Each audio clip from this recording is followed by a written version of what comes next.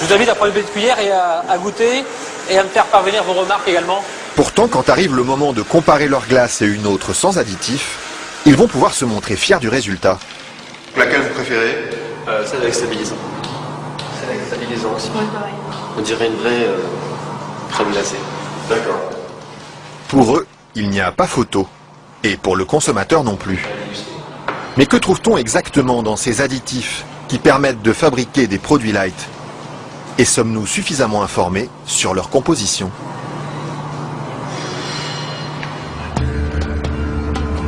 C'est à Vilvoorde, à quelques kilomètres de Bruxelles, que nous sommes allés chercher les réponses. Au bout de cette zone industrielle se cache une usine très discrète, filiale d'un des plus grands groupes chimiques européens. On y fabrique l'un des additifs les plus utilisés par l'industrie, le E441, plus couramment appelé gélatine. Et le responsable commercial de l'usine, Michel Vandenberg, n'est pas peu fier de nous montrer tout ce qu'on arrive à fabriquer avec son produit miracle. Alors je vais vous montrer quelques exemples des principales applications de la gélatine. On a naturellement le secteur alimentaire qui est l'application la plus importante au niveau mondial. Alors, vous avez ici tous les produits gélifiés. Le premier marché pour lui, ce sont les bonbons. Mais on trouve aussi sa gélatine dans des gélules pharmaceutiques, des pellicules photo et même des shampoings. Dites-moi, il y en a vraiment partout de produits finalement. Ben, ce serait pas mal qu'il y en ait partout. Mais pour ça, il faut produire toujours plus. Alors ici, l'usine tourne à plein régime. Et la fameuse gélatine de Michel Vandenberg, la voici qui sort, tout au bout de la chaîne. Ça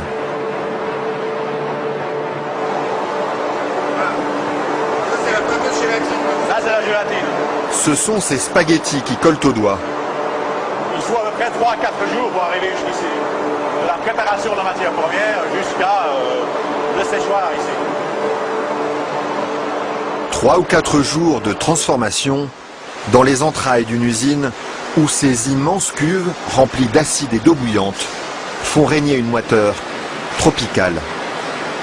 Et au milieu de cette atmosphère étouffante, il y a un détail qui frappe le visiteur et qui pénètre jusque dans les locaux les plus protégés de l'usine.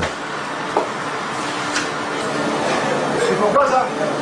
Ah, c'est les odeurs. Ils sont mauvais les îles? D'accord, ça dépend. Une odeur âcre, d'acide et de graisse brûlée qui flotte sur tout le site jusqu'à l'extérieur de l'usine. Et la raison de cette odeur, la voici. C'est la matière première avec laquelle on fabrique la gélatine. Ça c'est la matière première. Nous traitons donc la couenne, la peau de porc. D'accord. De la peau de porc qui arrive par palettes entières dans son usine. Une matière première qui ne lui coûte presque rien et qu'il achète dans toute l'Europe. Ceux-ci viennent de Hongrie. Ça vient de Hongrie, d'accord. Voilà. Et tous les jours, près de 150 tonnes de couenne de porc attendent dans ce hangar d'être dévorées par un monstre d'acier au nom évocateur, Dinosaurus.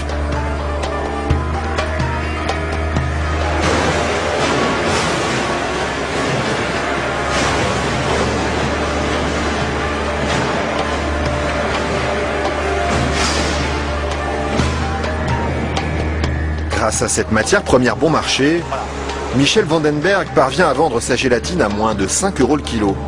Un prix défiant toute concurrence qui lui ouvre sans cesse de nouveaux marchés. Et celui qui marche bien en ce moment, c'est justement le marché des produits light. Attendez, faut pas filmer ça 1 minute.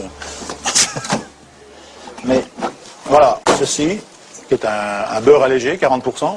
Alors un fromage frais, 0% matière grasse. Et chez lui, on trouve même les plus grandes marques. En marque Danone, taille fine. Une mousse liégeoise de chez Auchan. Voilà, une mousse de la laitière. Alors un produit Weight Watcher, donc avec moins de matière grasse, donc pour stabiliser le produit, pour maintenir l'onctuosité des produits, on utilise la gélatine.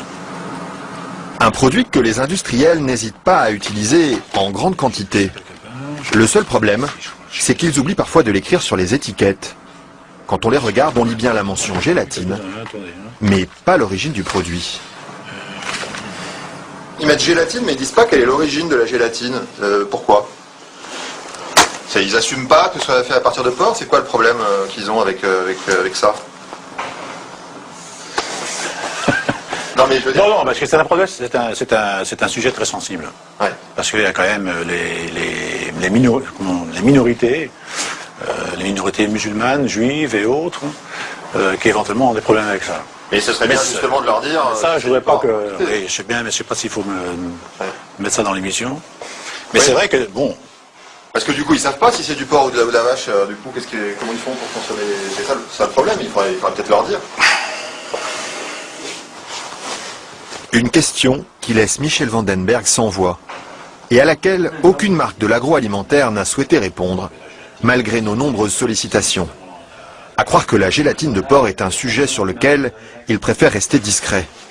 Maintenant, si vous faites une mousse au chocolat chez vous à la maison, moi j'en fais chez moi aussi, je n'utilise pas de gélatine. Hein, mais... Pourquoi ils en utilisent, eux, les industriels, alors?